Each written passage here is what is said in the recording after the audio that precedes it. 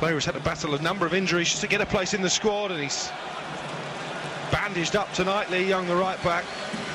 As another South Korea attack breaks down over on the left-hand side. They've won only one of their last 9 in the World Cup, South Korea. That was a 2-0 victory against Greece back in 2010.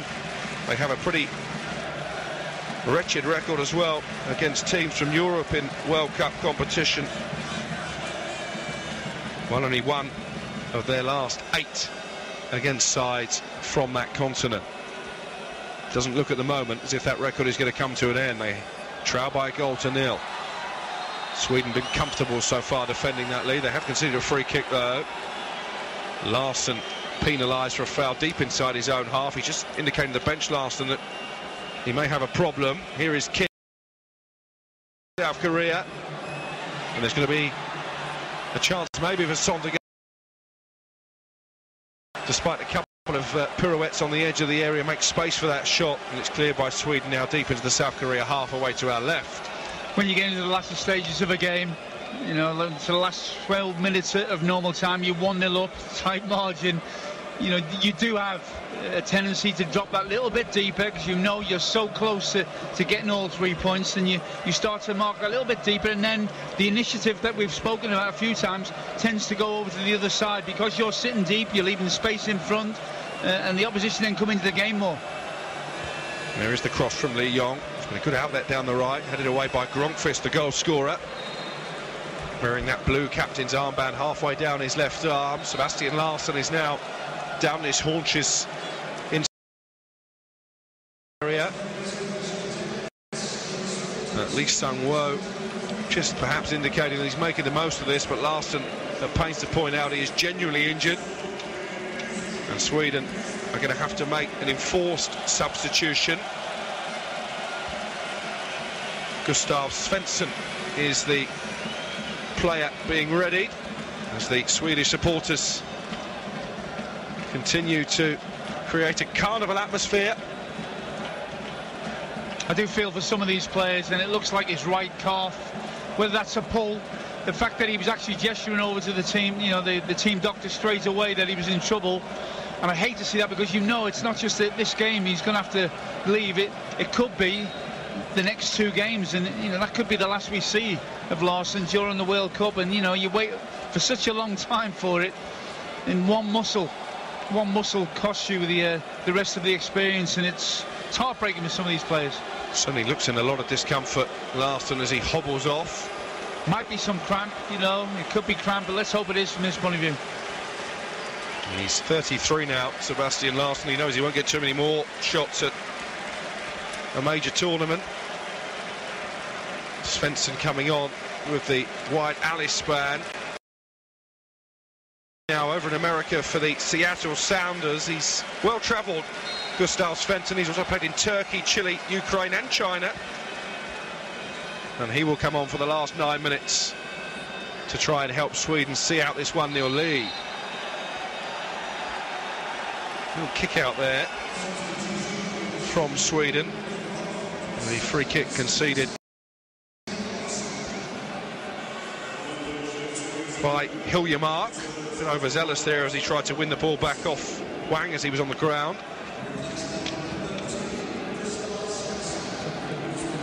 That substitution just being confirmed to the fans inside the arena in Novgorod by the PA announcer.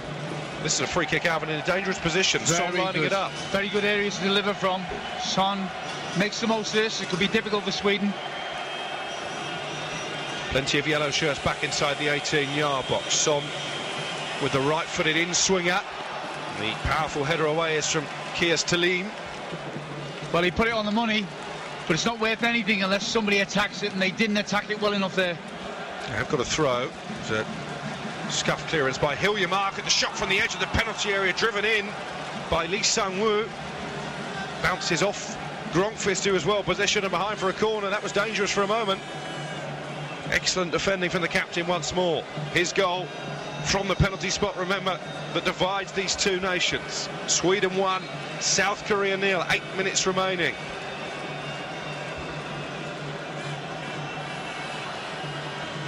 Corner going to be played in from the near touchline by Lee Jae-sung towards the far post. It wasn't the greatest of deliveries. Key did well to keep it alive. And now it's played back towards the halfway line and Lee Yong. Sweden sitting very deep here. Only Berg anywhere near the South Korean half of the field. As Alvin has already articulated, oh, that was a good ball over the top. Just skipped away from Lee Jae-sung in the penalty area at the last moment. Did Grofis let him go? Or was it bad positioning? Well, I think the ball was overhit and he would have known that straight away. But look, you know, there is a psychological factor. You know, the stakes are so massively high. You're 1-0 up, 8 minutes to go. You don't want to give anything away, so you just, all you do, you drop 5 or 10 yards deeper than ordinarily you would have. And you go away from what you've done all game, which the majority of the game of Sweden, which is play high up the pitch and keep possession. So, you know, you are gifting the initiative to the opposition, but I'm looking at this opposition. Do I think they've got a goal in him? It doesn't look like that to me. So I think against a better side, it would be a bigger problem for Sweden. South Korea trying to make Albin Martin eat his words, but Grönqvist there clearing the ball over his head under pressure from Lee Sung-woo. And then a push in the back on Hiljamar, clumsy really from South Korea, and it will be a free kick for Sweden, 10 yards inside their own half of the field. A shake of the head from Shin Tae-yong, who, like Gareth Southgate, came through the ranks, managed the junior side for South Korea before getting his big chance. At the moment, his first taste of the World Cup is going to be a bitter one. 6 minutes, all that separates Sweden from a precious opening day win. And will maintain their excellent record, of course, of opening results in World Cup finals history. The team who went all the way to the final on home soil back in 1958. They were semi-finalists in America in 1994. Not been quite so glorious in recent tournaments. But at the moment, they are going to make a victorious start here. Here's Key, the man who played 160 games for Swansea, over 100 games for his country, and he sparked them into life in these final moments. Remember, after we're finished here, you can go over to TalkSport 2 and listen to full commentary of the first game in England's group, Belgium against Panama. Tom Rennie will be your host for that one, Adam Bridge and Mick McCarthy, the former Republic of Ireland manager, your commentary team. And that's followed back here on TalkSport by Tunisia against England. The build-up starts from 6 o'clock, kick-off at 7, in the company of Mark Saggers, Jim Proudfoot and Stuart Pearce. Of course, a fixture of England's World Cups past, as is Albin Martin, the man to my left, who 30 years ago on this very day, 32 years ago, was playing in a knockout game against Paraguay for the Three Lions. You know what, just occurred to me, you start looking at this game now, and if they hang on to the 3 points, Sweden, you know, 2 draws could be enough then in the next 2 games against Mexico and Germany to see them through to the knockout. That would definitely be enough, wouldn't it? Yeah, well, that's right, and I think from that point of view, you give them an outline of what they need to achieve, and you think about how they got here, you know, to really tight defensive performances against Italy. You wouldn't put it past them, you know, being capable of that. So it's so important that they won this game. And out of the 2 teams, are they better equipped to go and get those 2 draws? I think they are. Definitely better equipped to stifle a team like Germany, and Mexico was so impressive in Moscow last night. It won't get any easier for whoever gets through this group, because they are paired in the last 16 with the same group as Brazil. Of course, what that does mean is if Germany finish second in the group and Brazil win their group, as you would expect, that will be some showdown in the first knockout round. Long way to go before that happens. Not too long to go here, though. 3 minutes is all that remains. Sweden 1, South Korea 0. The only goal of the game scored from the penalty spot on 65 minutes. Andreas Grönqvist with a goal after VAR had adjudged that Victor Claesson had been brought down by Kim Min-woo. Another victory VAR. You know, it's had a very positive effect on this game.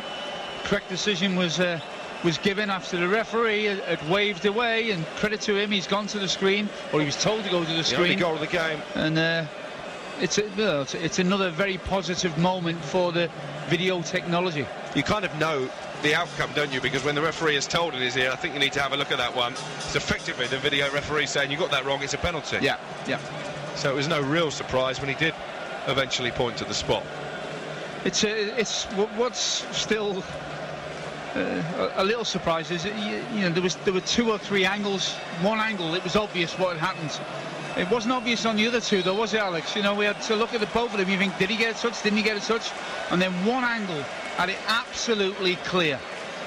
And one of the biggest concerns I had when video technology was brought in was that it would slow the game up. But actually, that decision was made in, what, 40 seconds maximum? And again, I wouldn't have minded it being a little slower, as long as the correct decision is made, because you think about the consequences of getting them wrong. But you wish you had VAR in '86. Yeah. We're into the last couple of minutes. Sweden 1, South Korea 0. Korea now piling bodies forward, but again Sweden defending doggedly. Gustav Svensson, the substitute, getting good distance on that clearance. And they've looked pretty solid for their lead since going in front, the Swedes. Can't question the endeavour from South Korea, but maybe just don't have the quality that they've seen from their teams in tournaments past. Here is Lee Yong, though. Again, marauding forward down the right-hand side. It's been a feature of the game for them, but it's miscontrolled on the edge of the penalty area by Lee Jae-sung. Hoisted away by Augustinsson, the Werder Bremen left-back.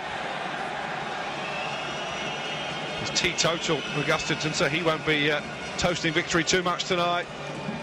Of course, Sweden very much, once this game is put to bed, will have to focus and prepare for that huge match against Germany on Saturday. It's going to be a tasty encounter in Group F. Here is Key.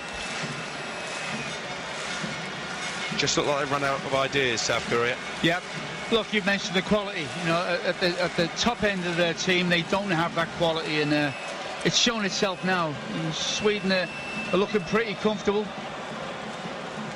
Son hasn't been able to really make too much of an impact on the game, and again a pass goes bugging. He was looking for Key, the captain, who frustratedly glances his eyes to the floor.